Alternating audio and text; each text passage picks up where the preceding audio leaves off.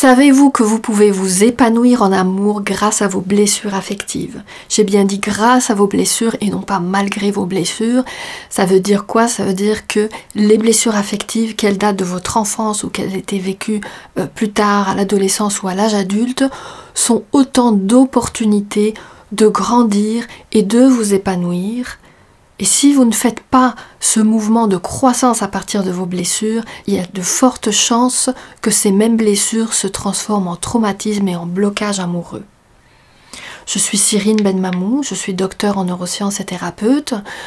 Vous pouvez voir mon site internet cyrine.com pour en savoir davantage, mais pour aujourd'hui, je veux vraiment vous présenter la manière de transformer ces traumatismes et c'est donc ces difficultés, ces blessures affectives en épanouissement amoureux. La vidéo d'aujourd'hui, cette vidéo que vous regardez, elle fait suite à une vidéo publiée le 14 février 2017 dans laquelle j'abordais déjà la question du traumatisme amoureux et des blocages et je terminais sur le modèle de croissance post-traumatique avec les 3 piliers de la croissance post-traumatique qui sont donc la transformation personnelle, la transformation relationnelle et la transformation spirituelle. Autrement dit, une transformation au niveau de l'identité profonde, une transformation relationnelle où on incarne davantage nos valeurs et dans la transformation spirituelle, il s'agit vraiment du sens que l'on donne à l'existence et la manière dont les événements viennent transformer le rapport à l'existence et le sens que l'on donne à la vie, que ce soit les épreuves, les souffrances ou évidemment les événements heureux. Tout cela va affecter notre rapport spirituel à la vie. Donc cette vidéo, vous pouvez la revoir si vous ne l'avez pas vue, mais pour aujourd'hui, je souhaite vous accompagner à travers ce modèle de croissance post-traumatique appliqué au domaine amoureux. Autrement dit, ces blessures affectives peuvent être un appui pour opérer une transformation personnelle, une transformation relationnelle et une transformation spirituelle en amour dans votre vie amoureuse. Alors, pour vous illustrer un petit peu ce processus, et c'est vraiment un processus, ce n'est pas quelque chose comment dire, quand je dis c'est un processus, ça veut dire que c'est un véritable cheminement, même si je vous l'explique aujourd'hui, et vous allez voir, je vais utiliser un exemple pour que ce soit plus facile, c'est quelque chose qui doit se vivre. Ce n'est pas du tout quelque chose qu'on peut comprendre intellectuellement et instantanément intégrer à sa vie. La croissance post-traumatique, c'est quelque chose que l'on doit vivre, c'est un chemin qu'on doit traverser ou accomplir. D'accord? Et d'ailleurs, pour vous l'illustrer, je vous donne l'exemple d'un monsieur que j'ai accompagné, qui s'appelle François, et qui est venu me voir justement parce que sa vie amoureuse était désastreuse. De son point de vue, dans tout ce que je vais vous dire ici, en fait, je vais vous rapporter ce que François m'a dit et ce qu'il a vécu dans le cheminement qu'il a fait avec moi. Enfin, avec mon aide, parce qu'en fait, le cheminement, c'est lui qui l'a fait. Donc moi, j'ai été un soutien, une aide, mais c'est vraiment avant tout un cheminement individuel. Et évidemment, je vais devoir y aller dans les grandes lignes. Et pour vous décrire un petit peu globalement à quoi ressemblait la vie de François quand il est venu me voir, c'était quelqu'un qui réussissait très bien en affaires. Sur le plan professionnel, c'était quelqu'un qui avait du succès, qui avait de la reconnaissance, qui avait de l'influence. Sur le plan amoureux, en apparence, c'était aussi quelqu'un qui avait du succès parce que c'était un homme charismatique, séduisant, qui savait donc plaire aux femmes et qui plaisait aux femmes. Bah oui, lui était intéressé par les femmes, donc voilà. Sauf que cette assurance et cette confiance et cette maîtrise de soi qu'il affichait était une vitrine, c'était une armure en fait défensive, derrière laquelle se cachait, très creux, très profond, une part de lui qui était profondément blessée, humiliée, une estime de lui-même qui était très faible. Et ça peut paraître paradoxal, mais en fait tout cet accomplissement et ce contrôle qui était affiché à l'extérieur était en fait une compensation de cette identité intérieure qui était plutôt dévastée. Et donc, lorsque François commençait à me parler de ses difficultés, il m'a mentionné une expérience qu'il a vécue à l'adolescence qui a été extrêmement douloureuse, et c'est une expérience dans laquelle il a vécu de l'humiliation de la part de la jeune fille dont il était amoureux, à qui il a été déclaré sa flamme. C'était un jeune garçon apparemment plutôt timide, très sensible, et en même temps il était terriblement amoureux de cette jeune fille, et lorsqu'il a ramassé tout son courage pour aller lui parler de son amour, eh bien non seulement elle l'a ridiculisé, elle s'est moquée de lui, mais il y a eu au même moment des camarades de classe qui sont rentrés dans le gymnase. En fait ça se passait dans un gymnase, et qui l'ont humilié.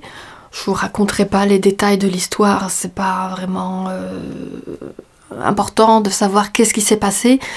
Ce qui compte, c'est de comprendre que lui a été profondément blessé. Il s'est senti méprisé, humilié, ridiculisé. Et en fait, c'était le but qui était poursuivi par ses camarades qui... Enfin, peu importe leurs intentions réelles, c'était peut-être pas fait dans le but de le marquer à vie, certainement pas, mais bon, des fois des jeux en apparence anodins peuvent créer de très profondes blessures, surtout lorsque déjà les antécédents familiaux sont difficiles. C'était le cas de François. François n'a pas grandi dans une famille avec des parents conscient, mature, aimant, attentionné, c'était plutôt le contraire. Et donc déjà, il a dû faire beaucoup de compromis pendant son enfance. Autrement dit, il n'a pas reçu tout l'amour, toute l'attention qu'il méritait et dont il avait besoin pour se développer et pour avoir une sécurité affective qui lui permette d'aller dans le monde et finalement de répondre de manière résiliente aux événements difficiles. Donc avec un mauvais départ dans la vie et avec cette expérience extrêmement humiliante qu'il a vécue, il y a un choix qui s'est fait à l'intérieur de lui. Ça a dit plus jamais ça, je ne veux plus jamais revivre ça. Et donc ce choix qu'il a fait s'est concrètement manifesté par une fermeture, une protection. Mais cette fermeture et cette protection en arrière cachaient donc cette identité intérieure de faible estime de soi, de faiblesse. Et donc il s'est laissé en quelque sorte définir par ce que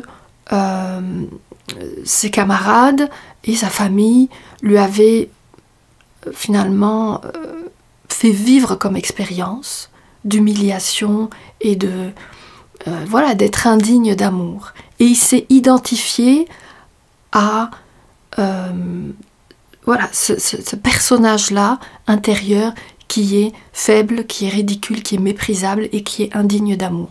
Donc son identité profonde, c'était ça. Mais parce que c'était trop douloureux, et parce qu'il ne voulait pas revivre le même genre d'humiliation, eh bien il a développé des aptitudes qui d'ailleurs lui ont servi sur le plan professionnel entre autres, mais des aptitudes qui lui ont permis d'être en apparence invulnérable, d'avoir beaucoup de contrôle, et dans ses relations amoureuses, ressemblaient davantage à des jeux de pouvoir qu'à voilà, qu'a une intimité, une relation amoureuse sans vulnérabilité, sans vraie intimité, ça fait une relation amoureuse qui est très aride, où l'affect est extrêmement pauvre.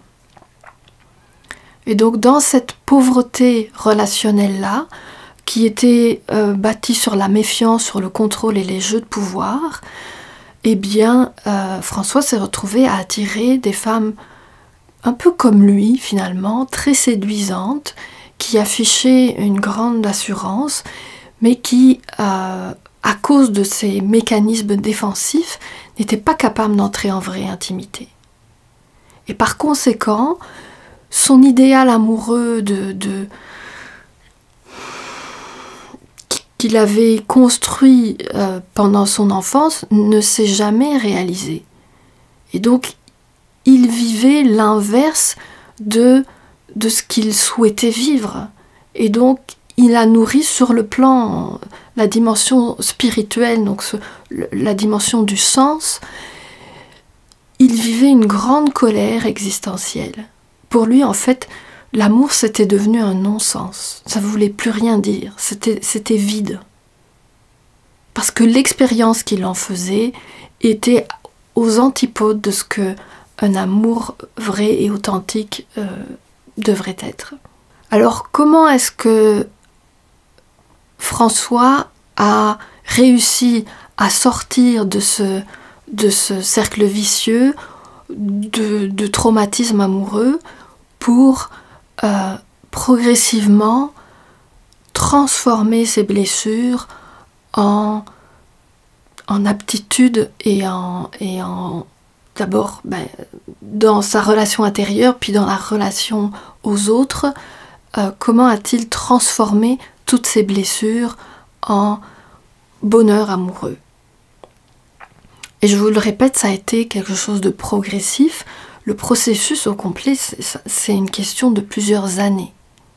C'est pas quelque chose comme ça qui s'opère en un instant ou en quelques séances, parce que justement ça met en jeu l'identité profonde et ça met en jeu aussi des habitudes de se percevoir, des habitudes d'action, de comportement, et ces choses-là prennent du temps pour être transformées. Et donc le point de départ, c'était vraiment plonger au niveau de cette identité, cette fausse identité en fait que François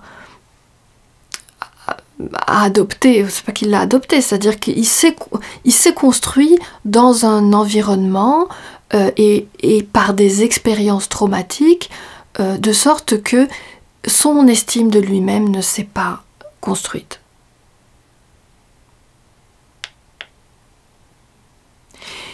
Et c'est en acceptant de plonger à l'intérieur de lui, dans ses blessures, de reconnaître ses besoins. C'est vraiment un point fondamental, de reconnaître ses besoins affectifs et d'accepter d'en prendre soin. De renoncer au compromis et d'avoir le courage de dire « oui, mes besoins affectifs sont là, je n'en prends pas soin correctement et à partir de maintenant, je vais commencer à le faire. » Et à partir du moment où il a pris au sérieux ses besoins, où il a pleuré ses blessures et où il s'est donné dans le présent la possibilité de répondre à ses besoins profonds et ses besoins affectifs, c'est là que son estime de lui a commencé à se reconstruire. Et à partir de là, une plus grande confiance, une plus grande sécurité, ça signifie un moindre besoin de défense, de protection. Puisque plus on est sécurisé intérieurement, réellement, plus on est solide intérieurement, et moins les autres sont menaçants. Et à partir de là, pour François, il a été possible de renoncer progressivement aux jeux de pouvoir qu'il avait mis en place, aux stratégies très efficaces de contrôle, pour s'ouvrir à l'intimité, à l'authenticité, à la vulnérabilité aussi, qui est un lieu relationnel très riche, évidemment à condition d'être avec les bonnes personnes. Et c'est pour ça aussi que c'est un processus progressif. Donc vous voyez que c'est cette transformation d'identité profonde qui a permis la transformation sur le plan relationnel pour incarner dans ces relations ses véritables valeurs plutôt que des valeurs qu'il avait choisies pour se protéger. Et automatiquement, à partir du moment où ces blessures intérieures sont guéries, alors est-ce qu'elles sont totalement guérie définitivement une fois pour toutes? Non. Vous savez, une blessure affective, même lorsqu'elle est guérie, c'est comme une blessure. Si vous vous êtes blessé quelque part, il se peut que la cicatrice, même si elle est belle, reste une zone sensible. Donc c'est sûr que quand quelqu'un met le doigt, appuie sur une vieille blessure, ça peut réactiver la blessure. Mais la douleur n'est jamais aussi vive, sauf si ça n'a pas cicatrisé. Donc c'est ça. Vous voyez, à partir du moment où on cicatrise ses blessures, on les guérit, on prend soin de ses besoins, eh bien, après, les événements extérieurs ont beaucoup moins d'emprise et d'impact.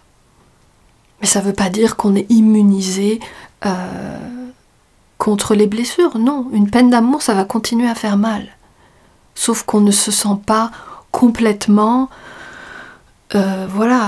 dévasté et annihilé, et c'est pas la fin du monde.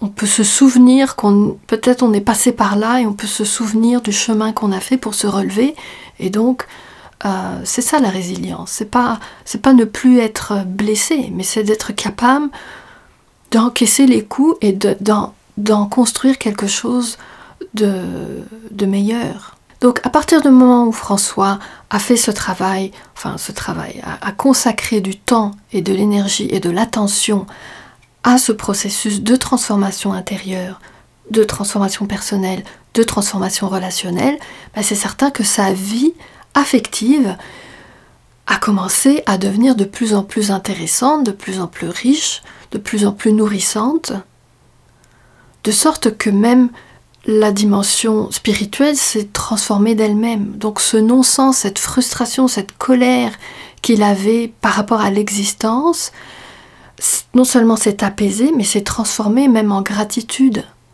Parce qu'il s'est rendu compte à quel point il a été en mesure de tirer des enseignements et de grandir à partir des pires événements de sa vie et des pires périodes de sa vie. Donc c'est une sorte de chemin initiatique dans lequel il a transformé progressivement toutes ses blessures en une meilleure connaissance de lui-même, et il a fait des choix conscients, des choix de valeur qui l'ont amené à apprécier le chemin et à vivre ses blessures comme un potentiel, comme on parle de empowerment en anglais, en français on dit empuissancement, c'est un mot un peu spécial, mais voilà, c'est vraiment, mais concrètement c'est ce que François a vécu. Et qu'il apprécie aujourd'hui d'autant plus sa vie, pas juste amoureuse, toutes ses relations affectives sont transformées pour le meilleur, et il les apprécie d'autant plus qu'il a été en souffrance pendant très longtemps. Et donc c'est de cette manière que ce qui était à la base un traumatisme amoureux, un traumatisme affectif, est devenu l'occasion pour lui de croissance post-traumatique. Donc vous comprenez pourquoi je reviens souvent avec ce schéma que je vous propose dans plusieurs de mes vidéos, pour vous rappeler que à partir du trauma, à partir de l'épreuve, il y a toujours deux options. Alors, pour le cas de François, il y a eu d'abord, ça a été d'abord le traumatisme avec donc ce qu'il vivait au niveau de la faible estime de lui-même, des jeux de pouvoir et de la frustration existentielle. Mais à partir du moment où il a décidé que c'était assez, qu'il voulait autre chose, eh bien il a fait le chemin vers le haut, vers l'épanouissement, vers la croissance post-traumatique.